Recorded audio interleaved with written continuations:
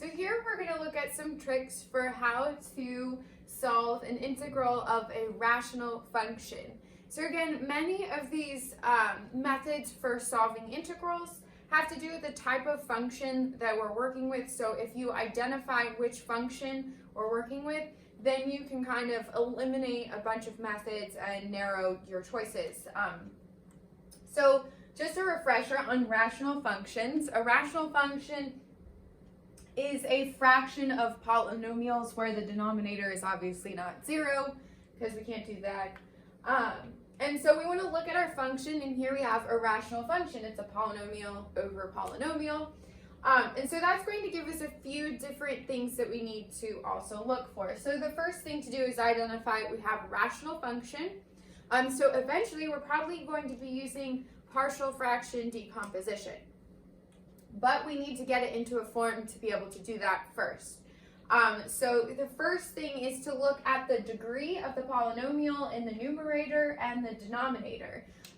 So just to review, the degree of a polynomial is the highest power of x in that polynomial. So we want to look at the degree of our numerator, and here it's 3. And the degree of our denominator is 2. So that falls under this first case where the degree of the polynomial in the numerator is greater than or equal to the degree of the polynomial in the denominator. So the thing that we need to do is first we need to do long division before we can even attempt using partial fraction decomposition. So that's what we're going to do first, is long division. Now this is something you would have learned in an algebra class, or definitely learned it in pre-calculus. We're just going to divide the polynomial in the numerator by the polynomial in the denominator, and polynomial long division is basically the same as regular long division, only we're multiplying polynomials instead of just numbers. So let's go ahead and set this up. So our divisor is x squared minus 3x plus 2. And the number, or the polynomial we're dividing, is 2x cubed plus 3. So I'm going to write 2x cubed.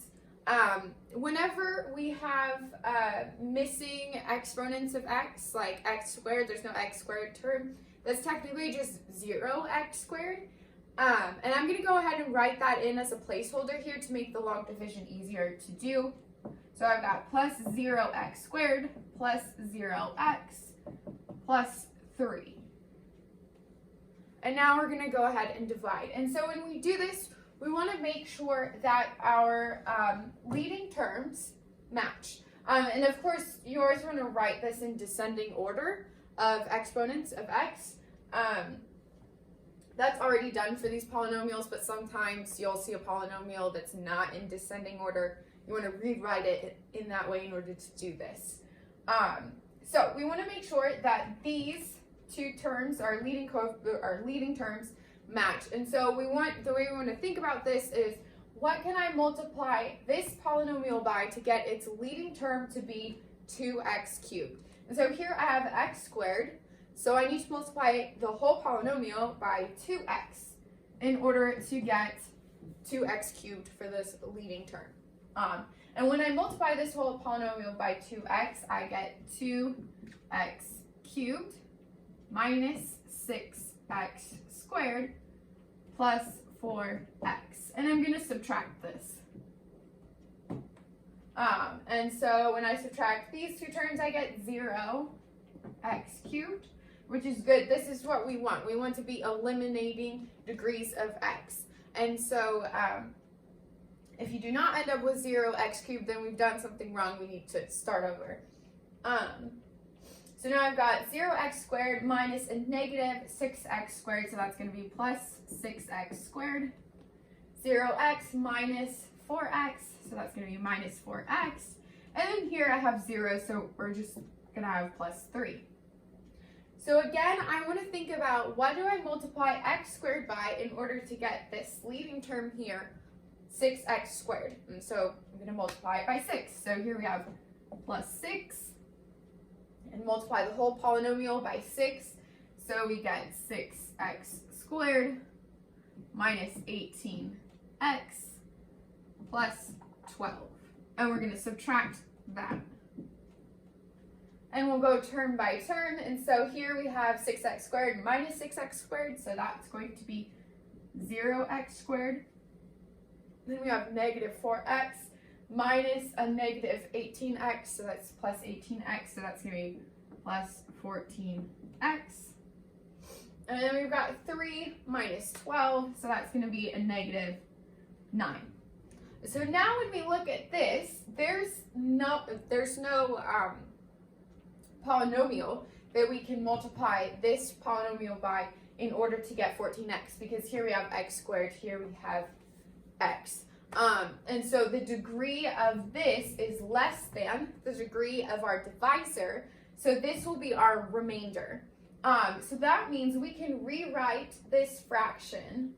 So if we want to rewrite our fraction 2x cubed plus 3 over x squared minus 3x plus 2 as 2x plus 6 plus, since this is my remainder, just like if you were dividing numbers and you were dividing, say, 117 by 10 and your remainder is 7, then you would write your remainder as 7 over 10, right? Because it's 7 parts of a 10. So we'll do the same thing here. Our remainder is 14x minus 9. So that's going to be over our divisor, which is x squared minus 3x plus 2. So these two things are equal. We've just rewritten them in different forms. You can think of this as an improper fraction when we're working with rational numbers, and this as a whole number with its fractional part. So this is something we've done in elementary school, or since elementary school. We're just now doing it with polynomials instead of numbers. So this whole process should be quite familiar to you. But now we've rewritten this function, and we've rewritten it without changing it. And now this is something we can integrate this part of it really easily, right? And then this part here we can use partial fraction decomposition on. Okay, so now that we've done long division, we're one step closer to being able to integrate. And if we look at our function rewritten, we can actually integrate part of it already, and then focus on partial fraction decomposition for the other part. So if I rewrite this, I can split this up into the integral of 2x plus 6 dx, which is something very simple that we can do, plus the integral of 14x minus 9 over x squared minus 3x plus 2 dx. And so now we're going to focus on this second integral, because this one we can solve without using any special techniques. That's going to be easy. We'll do it at the end. But this one is going to be more difficult. And so again, when we look at our function, we have a rational function. So we know we might be using partial fraction decomposition. But here we have a different case. Now our degree of our numerator is 1 and our degree of our denominator is 2. So our degree of our numerator is actually less than our degree of our denominator.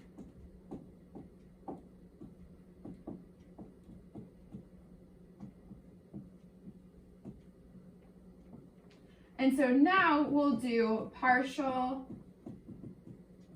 fraction decomposition. So this is something new that you probably haven't done before. However, it's not actually calculus, it's really just simple algebra, and something we've been doing something similar to it since elementary school. So you want to think about partial fraction decomposition as undoing an addition of fractions. So normally if we have two or more fractions and we want to add them together, we first find a common denominator, and then once we do that, we can add them together. So here we've got a single fraction, and we want to decompose it into smaller fractions in order to make it easier to integrate. So let's focus just on this rational function that we have. So we have 14x minus 9 over x squared minus 3x plus 2. So the first thing we want to do is factor our denominator. If our denominator is not able to be factored, if it's irreducible, we'll deal with what to do with that later in another video. But this one is easily factorable, and so we have 14x minus 9, and you should see that this is x minus 2 times x minus 1. So if we think about what this fraction might have looked like if, say, we were adding together many fractions, then we can split up our denominators into each of our factors. And so we're going to do that. So we only have two factors, so we have x minus 2 and we have x minus 1. And in this case, we don't know what our numerators would have been, but that's going to be what we'll be solving for. And so for now, we just put placeholders. Here, it's going to be a constant because we have a linear factor in the denominator. And so we'll have just a constant in the numerator. Again, this is a different linear factor in the denominator, so we'll have a constant numerator. So this is our setup here, and what we want to solve for is we want to solve for the values of a and b. And so what we need to do is a little bit more algebra. The first thing we want to do is get rid of all these denominators because that's what's making everything kind of messy. So we multiply by the common denominator, which is x minus 2 times x minus 1. So that leaves us with, on the left-hand side of the equal sign, we have 14x minus 9. And then a is over x minus 2, so that leaves us with a times x minus 1 plus b times x minus 2. And again, we're still just doing algebra here. And so now to solve for a and b, the easiest thing to do is pick values of x that will eliminate one of them so that we can solve for the other one. So the first value of x I'm going to pick is x equal to 1. If I pick x equal to 1, then this a term goes away, and all I'm left with is the b term, and I can find out what b equals. So if I substitute in 1 for x, I have 14 minus 9, which is just 5. I have 1 minus 1 here, so this becomes 0. And then 1 minus 2 becomes negative b. So that means that b is equal to negative 5. All right. Now I want to pick a value for x, which is going to eliminate b, so I can solve for a. And so if I pick 2, then that's going to make this 0. So I'm going to pick x equals 2. And if I substitute that in here, I get 28 minus 9, which is 19. I get 2 minus 1, which is just 1, so I have a. And then I have 2 minus 2, which is 0, so that eliminates my b term. So I just have a equals 19. So now I have solved for both the numerators, so I can rewrite this fraction as an addition of fractions. So let's go ahead and do that. So now that we've done partial fraction decomposition, we've rewritten our fraction here, our rational function, as an addition of two rational functions where the denominator is a linear polynomial and the numerator is an integer. Now this is helpful because now we can actually integrate. All we have to do is split these up into two different integrals, and we'll end up having, when we integrate, we'll end up having the natural log of something. So that's the purpose of doing the partial fraction decomposition. Is at this point, we don't know how to integrate this. There's no potential u substitution that could work well. But after we do partial fraction decomposition, then we can split these up and we can integrate. So let's go ahead and do the integration. So we've got, over here we've got the integral of 2x plus 6 dx. And then I'm just going to pull the constants out. So we have plus 19 times the integral of dx over x minus 2 minus 5 times the integral of dx over x minus 1. So let's evaluate each of these integrals one by one. So we have 2x plus 6. This becomes x squared plus 6x, and then plus 19. And here we've got 1 over something, so the integral of that's going to be the natural log of the absolute value of x minus 2. And then minus 5 times the natural log of the absolute value of x minus 1. And then plus c, since we're doing indefinite integration. So here we've actually completed our problem and we've done the calculus step. The thing that makes these problems difficult is that most of the steps are not actually calculus. If you'll notice, we only did calculus here at the very end. The rest of it is some algebra that we've learned before, which was long division, and some new algebra which we're not familiar with at first, which was partial fraction decomposition. And so you'll need to practice those algebra skills a lot in order to be able to integrate these problems.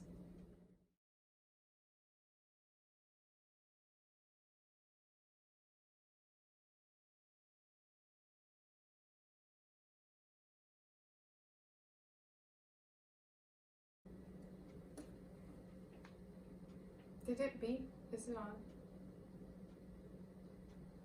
Yep. Okay. Start now. Okay, never